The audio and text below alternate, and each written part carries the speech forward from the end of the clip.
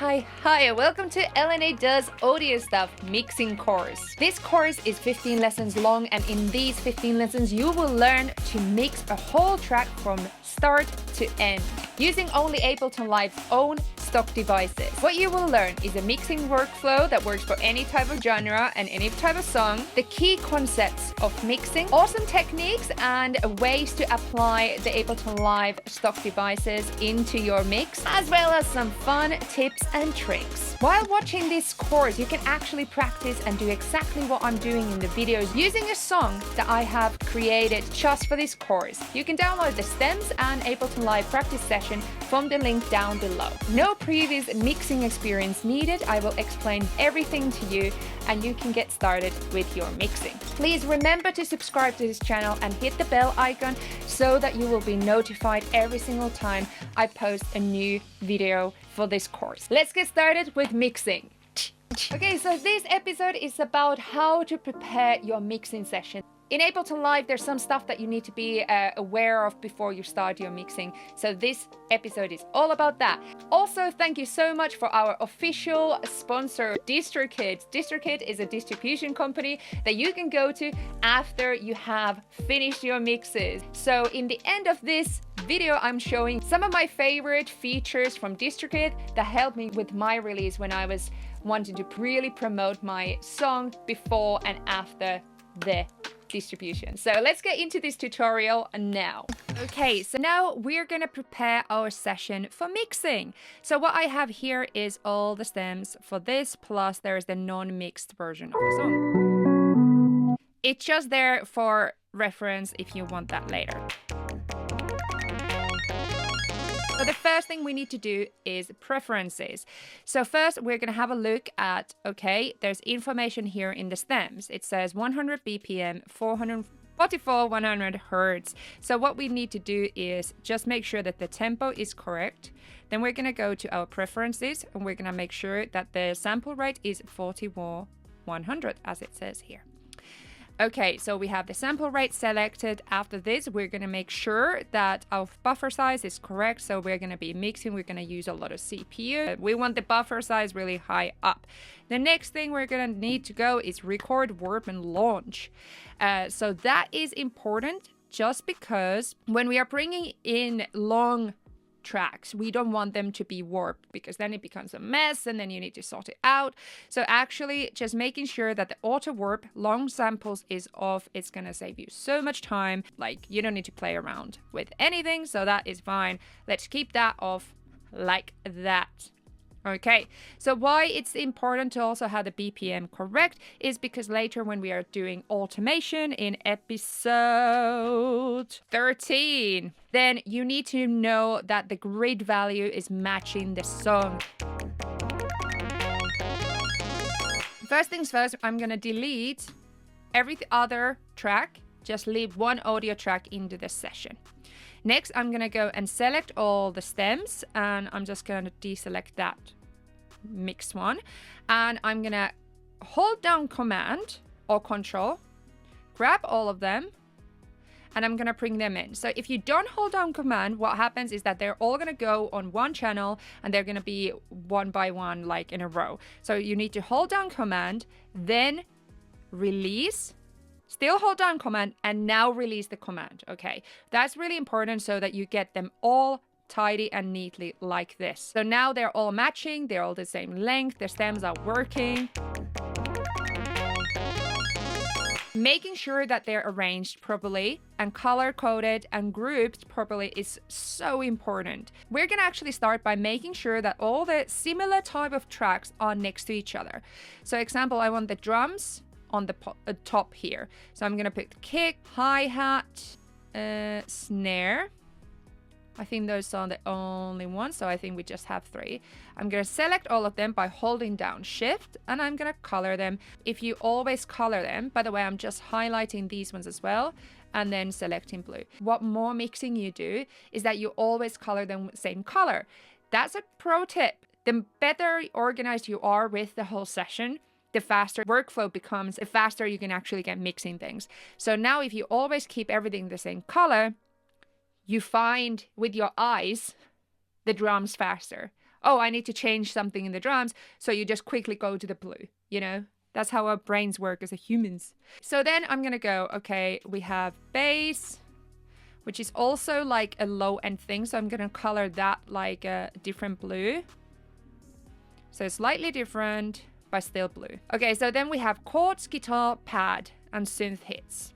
So they all kind of go to one area because they are all related. I'm going to put them yellow. Here we go. So they're all yellow. And then strings is kind of orange. That's fine in there. And then we have vocals. And vocals, I always put this pink. I don't know why. And I also color the track. So now you can see already how much more neater and nicer it looks. Okay, so the next stage, what we're going to be doing is part of gain staging. I'm going to be explaining gain staging completely in next episode, episode 4, so next week. But we're going to already start preparing to it this far because we're going to select all the tracks. So hold down shift, select all the tracks, and then we're going to go to the tracks and I'm going to put all of them to -12. I'm going to explain why I did this in detail next week. The next thing we are gonna do is group them all together. So let's take all the drums and we're gonna highlight all of them. Command or Control G, like this. Command or Control R, or right click, and then rename. And I'm gonna put drums. So we're gonna put them all together. Sometimes I want to put all the low ends as well together, so I could now go and bass and drums, so the drum group and the bass together, put them like this. I rename that as a low end. So I have drums separately and then I have bass here together with them in the low end. Then we have chords, guitars, pads, and synths. We're going to put them all as a 1. And that is the piano key group.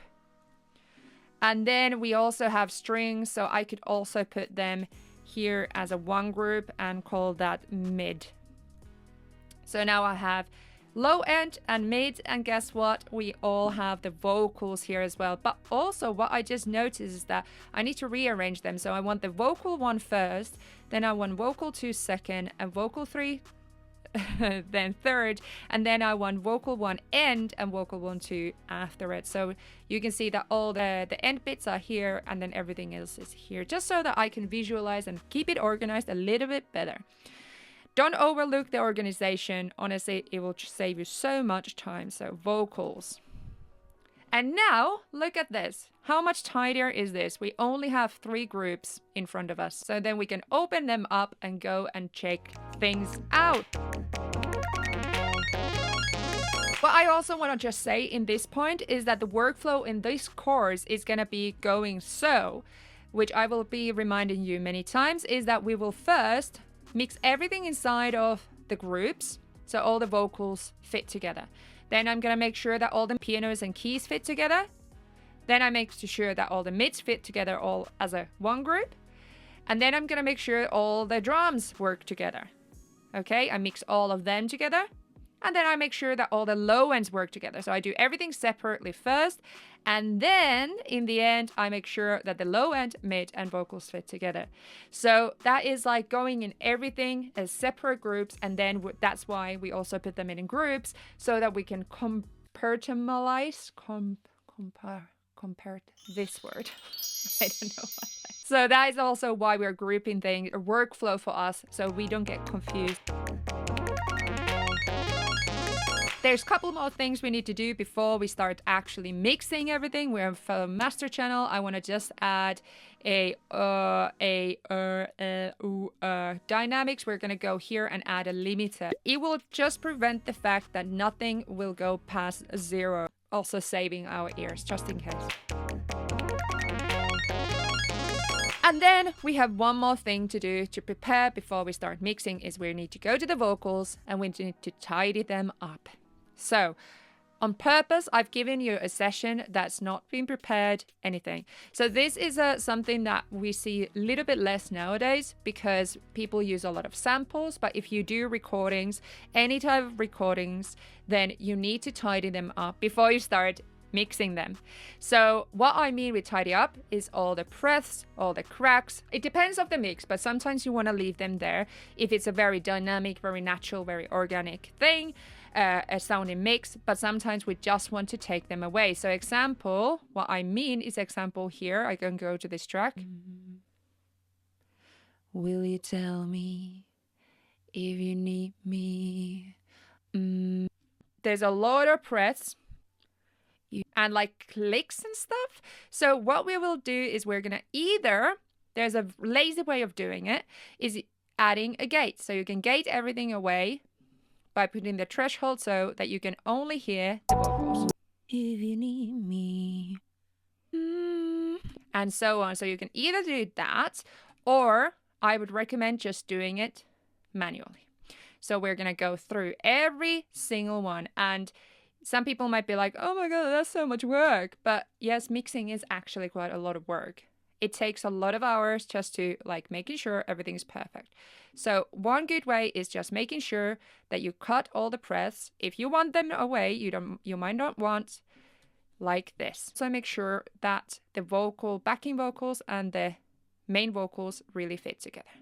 So very easy way of just doing this, and we're going to just manually add the fades into the end so that it sounds nice and tidy. Will you tell me? And we're going to just continue doing that for everything. And even if I want, I can go here in the middle and just take those away as well, especially in the backing vocals. You know, if the sentence ends with an S, do you want the S to be on every single one of those phrases? Do you just want the main vocal to have the S in the end, or do you want that to be on all of them? That's also a choice you need to make. It's aesthetic choices, my friend. Aesthetic choices.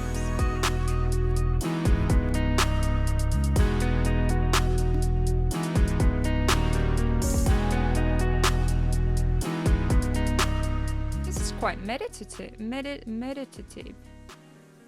This actually. Tidying up vocals, just making sure they don't click or crack or anything else. It just when we actually start compressing things and stuff, you can really hear all the mess there. And of course we can tidy up them even more later if we want. Even these like other areas here, depending on the song, depending how you want it to be mixed. Done! Woohoo! Okay, so now we're done with the prep, and now we're gonna continue to the next episode, which is gain staging. So I want to just quickly talk about Distrokid. So Distrokid is a distribution company, but also it does so many other things that really help you as a musician. This is something that I experienced now when I was releasing my song, No, I'll Do It. I just always like saying that. One of them is the fact that I can sync my lyrics. So you know, like in Instagram or TikTok and stuff, you have those sync lyrics. So you can actually do it here, okay? Mine is already there. Otan haltuun oman elämäni. Okay, and then what we can do is go sync them. So in this page, you can then sync these lyrics into the song so that they're playing in the right part. Some of the other really cool things that you can do in Distrokid after you uploaded it and you're getting ready for your release is example promo cards. It actually creates these automatically for you. So look at this. So it creates these in right sizes or mini videos. So we can actually get these here for your branding. Pick a song. No, I'll do it. Generate mini video. There we go. Look. So I can just download it and share it on my socials. Also, this is one of my favorite things, Distrokid Upstream. So basically what this does is that you can get direct contact with labels. It privately shares your music, your streaming stats, and contact info with major labels. Yeah, so I can just go here. Yes, labels hit me up. There we go. All these major labels can contact me if they're interested in working with me. There's so many different other features. Spotify Canvas to make that kind of moving images, send credits to the stores, get YouTube official artist channel using Distrokid. You can make a music video using Visi, this one here. honestly recommending so much, and check out the link down below for all of this. Go and check it out from the link down below. Thank you so much for watching this video. Please subscribe, please hit the bell icon so that you get notified every time I post. Usually I always post all my Patreon followers here, but in this mixing course I am now thanking all my patrons in the info box down below. If you want to be part of that family where I do weekly live stream Q&As, I give feedback, I give free stuff, presets and templates. If you want to be part of that all an amazing community, then please check out the link also down below. Also, remember, I have merch, so check that out as well down below. Have a very lovely day, and I'll see you next Sunday because I post every single Sunday.